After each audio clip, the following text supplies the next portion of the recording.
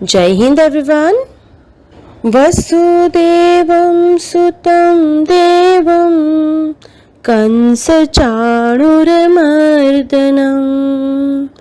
देवकी परमानन्दं कृष्णं वन्दे जगद्गुरु। कृष्णं वन्दे जगद्गुरु। कृष्णं वन्दे जगद्गुरु।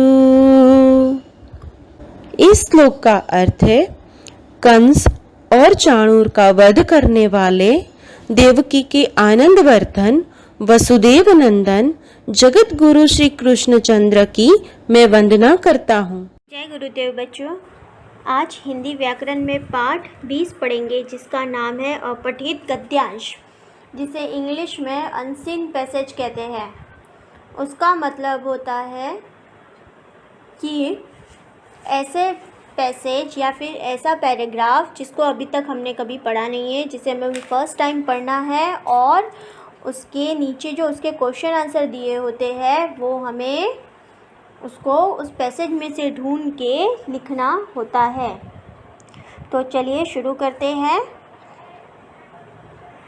आपकी हिंदी व्याकरण टेक्स्ट बुक में पेज नंबर 102 उसमें एक अनसीन पैसेज दिया हुआ है, हम उसे पढ़ते हैं और उसके नीचे उसके क्वेश्चन दिए हुए हैं, तो हम उसके आंसर उस पैराग्राफ से ढूंढना सीखते हैं।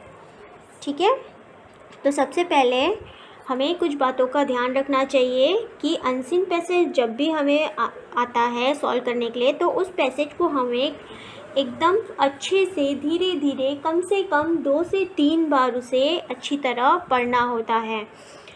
इससे हमें क्या होता है कि जो उसके क्वेश्चंस है उसके आंसर हमें इजीली मिल जाते हैं, और जो आंसर हमें मिलते हैं उसे हम पेंसिल से अगर अंडरलाइन कर दें तो हमें वो आंसर को लिखने में बहुत इजी होता है। उसे वापस फिर से ढूंढ के लिखना हमें इजी हो जाता है।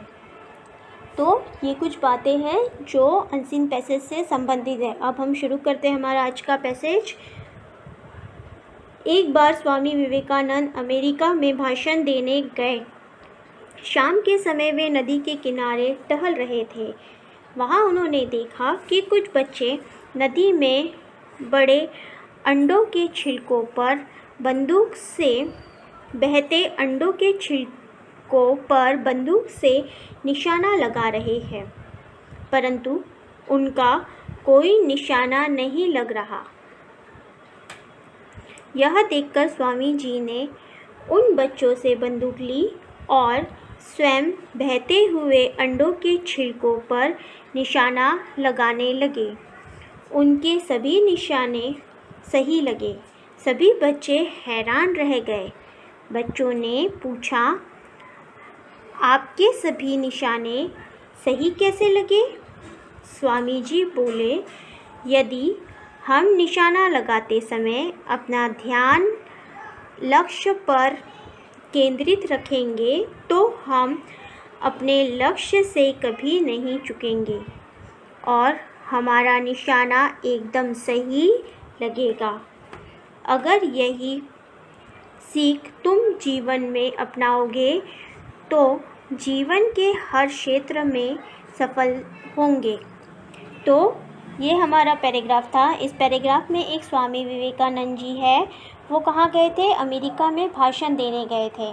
तो जब वो शाम को नदी के किनारे टहल रहे थे तो उन्हें देखा नदी में कुछ अंडों के छिलके बह रहे हैं और बच्चे वहाँ पे बंदूक से निशाना लगा रहे हैं, तो बच्चों का निशाना नहीं लगा। तो स्वामी जी ने बंदूक ली बच्चों से और निशाना लगाने लगे, तो उनके सारे निशाने बिल्कुल सही लगे। तो सब बच्चों से क्वेश्चन करें कि आपका निशाना सही कैसे है लग गया?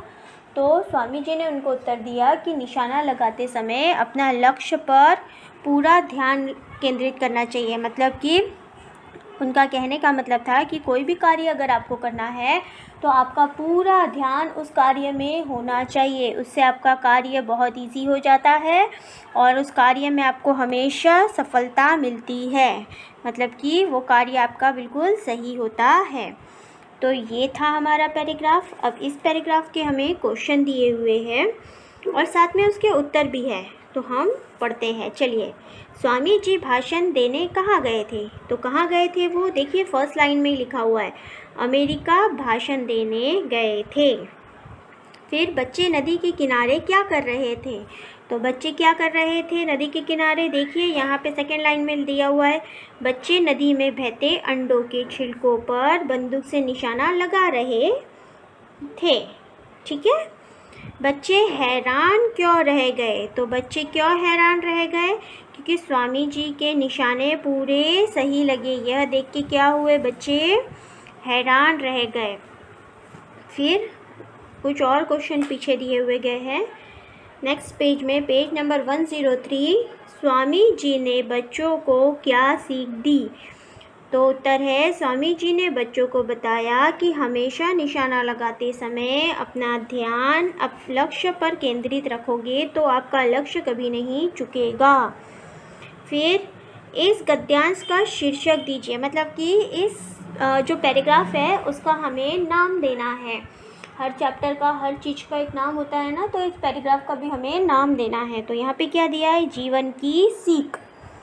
मतलब कि इस पैराग्राफ को उचित नाम दिया गया है, जीवन की सीख। मतलब उनने हमें कहा था ना कि कोई भी काम को करने के लिए अपना लक्ष्य बिल्कुल ध्यान अपना केंद्रित रखना चाहिए, तो हर कार्य में हमें क्या मिलती है? सफलता मिलती है। तो इससे हमें सीख मिलती है कि ये बात अगर हम जीवन में हर जगह पे अप्लाई करेंगे, अपनाएंगे, तो हम हमेशा सफल होंगे। तो ये था हमारा पैराग्राफ। अब एक पैराग्राफ हमें होमवर्क के लिए दिया गया है जो पेज नंबर 103 में है। तो चलिए हम इसे पढ़ते हैं और इसके क्वेश्चन आंसर सॉल्व करते हैं। नीचे दिए गद्यांश को पढ़कर पूछे गए प्रश्नों के उत्तर दीजिए। तो सुश्रुत प्राचीन भारत के प्रसिद्ध चिकित्सा शास्त्री तथा शल्य चिकित्सक थे। उस समय प्रयोगशालाएं, यंत्र और चिकित्सा सुविधा नहीं थी, फिर भी उन्होंने अपने ज्ञान और अनुभव के आधार पर अनेक महान कार्य किए। उन्हें प्लास्टिक सर्जरी का जनक कहा जाता था। तो एक कौन थे? प्राचीन भारत के प्रसिद्ध चिकित्सा शास्त्री थे जिनका नाम था सुश्रुत। ठीक है, और उस समय जब वो पहले के ज़माने में सब सुविधाएं नहीं होती थी, ना लेबॉर्ट्री होती थी, प्रयोगशाला मतलब कि लेबॉर्ट्री, ना लेबॉर्ट्री होती थी, ना चिकित्सा की सुविधा होती थी, मतलब कि इलाज करने की कोई भी सुविधा नहीं होती थी, कोई भी फैसिलिटी नहीं होती थी। फिर भी उन्होंने अपने अनुभव से और अपने ज्ञान से बहुत अनेक महान कार्य किए, और उनमें से एक कार्य कौन सा है? Plastic surgery. प्लास्टिक सर्जरी के बारे में आप सबने सुना होगा। ठीक है, फिर सुश्रुत श्रेष्ठ शल्य चिकित्सक होने के साथ साथ श्रेष्ठ शिक्षक भी थे। तो ये एक चिकित्सक होने के साथ साथ कौन थे? एक शिक्षक भी थे, मतलब एक टीचर भी थे। उन्होंने अपने शिष्यों मतलब कि स्टूडेंट को शल्य चिकित्सा के सिद्धांत बताए और शल्य क्रिया का अभ्यास कराया। वे अपने शिक्षकों से कहते कि अच्छा वैद्य वही है जो सिद्धांत और अभ्यास दोनों में परंपरागत हो। सुश्रुत ने सुश्रुत संहिता की रचना की। तो इन्होंने अपने स्टूडेंट को बहुत अच्छी सीख दी और चिकित्सा के बारे में बहुत सारी बातें भी बताई। और उन्होंने क्या कहा? वो क्या थे? एक सुश्रुत संहिता की रचना भी की। ठीक है, उन्होंने किसकी रचना की? सुश्रुत संहिता की। और अपने अन्वेषण तथा अनुसंधान से लगभग 125 शल्य चिकित्सक में प्रयोग में लाए जाने वाले उपकरणों का निर्माण भी किया। देखो उनने कितने सारे चिकित्सक का निर्माण किया? 125।